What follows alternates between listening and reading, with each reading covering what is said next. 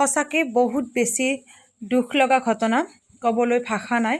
নিমাতী ঘাটৰ ফেৰী দুৰ্ঘটনাটোৱে সঁচাকৈ মনত বহুত বেছি কষ্ট দিছে। ভগৱানে সকলোকে নিৰাপদে উদ্ধাৰ কৰিবলৈ সহায় কৰক। এই ভগৱানৰ ওচৰত হাতযোৰ কৰি প্ৰাৰ্থনা কৰিছোঁ। আপোনালোকেও প্ৰাৰ্থনা কৰিব যাতে সকলোৱে নিৰাপদে ঘূৰি আহিব পাৰে ঘৰলৈকে।